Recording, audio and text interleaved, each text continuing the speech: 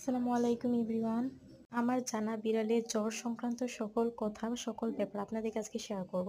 স্ক্রিনে আপনারা এক্সপা এক্সআর এবং নাভা র্যাপিড নামক দুটো প্যারাসিটামল গ্রুপের মেডিসিন দেখতে পাচ্ছেন।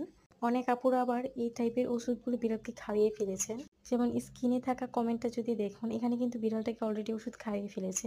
আপনাদেরকে ক্লিয়ার করে রাখলাম, এই টাইপের কোনো ওষুধ বিড়ালকে খাওয়ানো যাবে না। আর অনেকে কোশ্চেন হতে পারে পাশে এতগুলো সিরাপ কিসের? এগুলো বিড়ালের সিরাপ, আর এগুলো আমি সবগুলো ডাক্তারের সাজেশন নিয়ে তারপর বিড়ালকে খাওয়াচ্ছি, এক একটা এক এক রোগের জন্য। প্যারাসিটামল ওষুধ কেন খাওয়াবে না, সেটার মূল কারণ হচ্ছে বিড়ালের যকৃতে এমন কোনো এনজাইম নেই যেটা প্যারাসিটামল টাইপের ওষুধগুলোকে ভেঙে ফেলতে পারবে।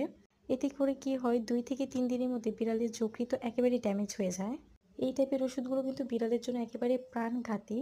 ওষুধের গ্রুপটা কিন্তু নিচে থেকে ভালোভাবে তাকালেই বোঝা যাবে যে কোন গ্রুপ, এটা নিচে লেখা থাকে।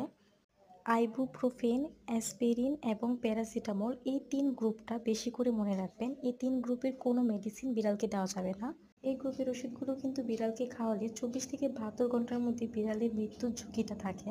এখন আমার কথা বলি, আমার বিড়ালের জ্বর হলে আমি বিড়ালকে সেফ 3টা খাওয়াই। এটার মধ্যে এই গ্রুপের কোনো ওষুধ নেই। আর বলে রাখা ভালো, এটা কিন্তু ডক্টরের সাজেস্ট অনুযায়ী খাওয়ানো। আর আমার বিড়ালের যখন জ্বর হয়েছিল তখন আমি বিড়ালকে এই সিরাপটাই খাইয়েছিলাম। কোনো টাইপের প্যারাসিটামল গ্রুপের কোনো কিছুই খাওয়াইনি। আপনাদের যাদের বিড়ালে জ্বরের পাশাপাশি অন্যান্য লক্ষণগুলো আছে, যেমন বমি, পাতলা পায়খানা, তারা কিন্তু অবশ্যই চিকিৎসকের কাছে নিয়ে যাবেন। এখন অনলাইনের উপর ভরসা হয়ে বসে থাকাটা একেবারেই বোকামি। তো আমার অভিজ্ঞতা অনুযায়ী আপনাদেরকে একটা পরামর্শ করি। এতে অনেকেই বিড়াল সুস্থ হয়, আবার অনেকে একটা সম্পূর্ণ সুস্থও হয় না। মাত্র যে প্রেসক্রিপশন এবং ওষুধটা দেখলেন, এগুলো কিন্তু সবই ডক্টরের সাজেস্টেড, আর আমি বিড়ালকে প্রায় ডক্টর দেখাই।